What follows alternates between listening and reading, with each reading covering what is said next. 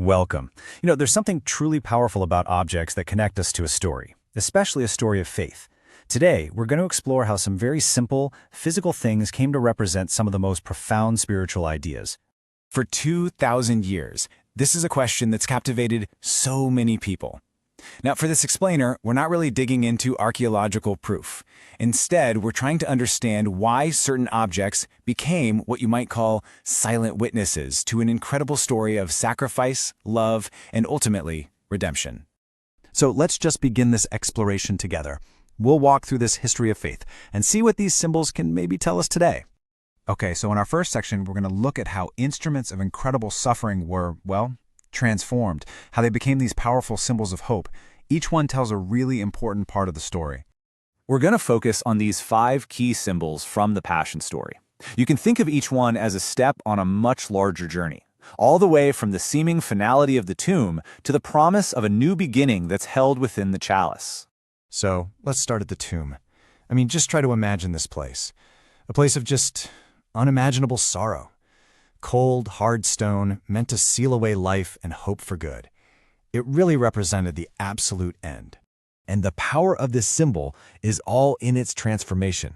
See, in Christian theology, the emptiness isn't a void. It's a statement, a powerful declaration that death didn't get the final word, that darkness didn't win, and that hope was not in fact extinguished.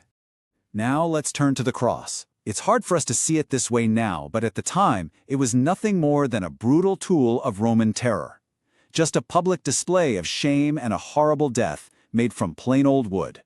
And right here, this is the core of its new meaning.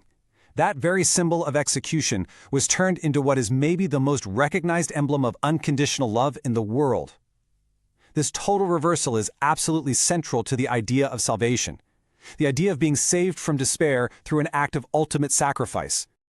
Next up, let's consider the crown of thorns. This wasn't just about physical pain. It was an act of deep humiliation, a cruel joke designed to ridicule any claim of being a king. And yet, right inside this act of cruelty, there's this deep theological mystery. What the world intended as a symbol of defeat became, through the lens of faith, a proclamation of a totally different kind of power. One based not on force, but on sacrifice and love. And then, you have the nails. Just pieces of cold iron, forged by human hands, and in the story, driven by fear and anger and misunderstanding. They really represent the sharpest points of injustice. But the response to this violence wasn't revenge. It was a prayer for forgiveness. And in that way, the nails themselves preach a sermon, without any words, that even when you're faced with the worst kind of injustice, compassion can still endure. Love doesn't have to hit back. And finally, we get to the chalice. Now, the scene probably wasn't some golden, jeweled goblet. It was likely just a simple, humble cup shared among friends during one last meal together. This simple cup became a symbol of a new covenant, a sacred promise between God and people. It represents redemption, and it's also a quiet reminder that grace, or this idea of unearned favor, is something that's gently offered. It's never demanded.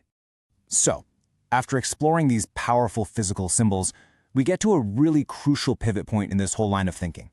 It's a move away from the objects themselves to what they're ultimately pointing towards. This really lays out the key distinction, doesn't it? On one side, you have the physical relics, the wood, the cloth, the stone. They're preserved in history, and yeah, they can absolutely inspire wonder. But on the other side, you have this idea of a living faith, and that's not something you find in a museum. It's something carried in the heart. Its purpose isn't just to make you feel awe, but to actually renew your soul. And that brings us right to the central message. While the objects can stir our hearts and they can connect us to history, the theology itself is very clear that faith is ultimately a relationship, not just a collection of artifacts. And so, for our final section, we're going to turn the focus inward, from the historical to the personal. This is a moment to really consider what these ancient symbols mean for us, right here, right now. So here it is, the ultimate question. It shifts everything from, is this artifact real, to, is this transformation real in me? From an object in the past to our own hearts in the present. Let's just sit with that for a second. In our day-to-day lives, with the people we interact with, has this story of compassion actually made us more compassionate people? And what about forgiveness? I mean, has that radical idea of forgiving others because we've been forgiven, has that genuinely changed how you navigate conflict and hurt in your own life? And in those moments of real fear or uncertainty, does the message of the empty tomb, that hope can actually triumph over despair, does that feel like a real and steadying force for you?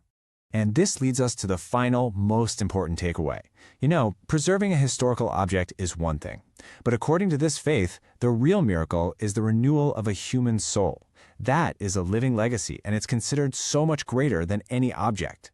Thank you so much for joining me in this reflection. If it brought you a moment of clarity or even just curiosity, I really do invite you to stay connected as we continue to explore ideas that matter. May peace walk with you always.